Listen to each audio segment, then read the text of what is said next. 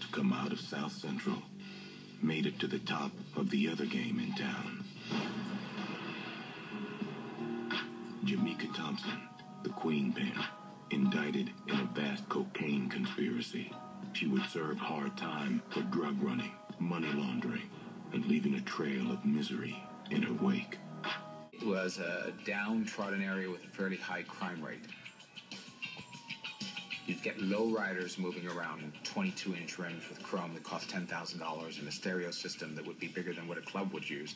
And that was sort of the mark that I'm dealing and I'm making a lot of money and you're not. She had a decision then with one child. What does she do? Does she go down to the local city bank and apply for a job?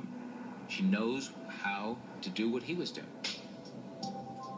She decided to take it to another level. And this is where I think Jemeker Thompson comes into her own. After the death of her husband, she starts to travel around.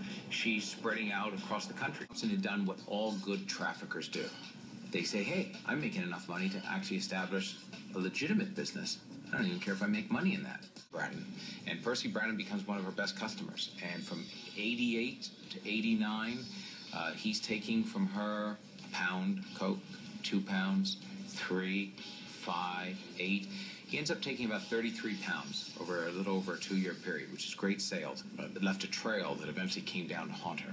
She would take the cash back in large girdles. She'd put girdles on and stuff the cash in and whatever else she didn't want to be found out. Start to wire it through Western Union, which of course leaves a trail.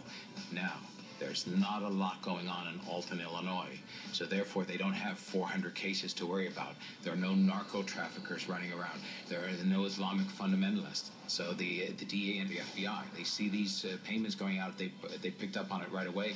Once the indictment comes down, she's gone. She actually disappears, leaves her son. It tells you how serious this is. The mistake a mother would make, because a good trafficker would never have allowed her feelings for her son to get in the way of staying free from the law. She comes back to California for his graduation from school in 1993, and she puts on a wig and everything else so no one will see her. Every friend of Percy Braden who possibly had met her gets on the stand to describe what a major cocaine trafficker she was, and she goes down.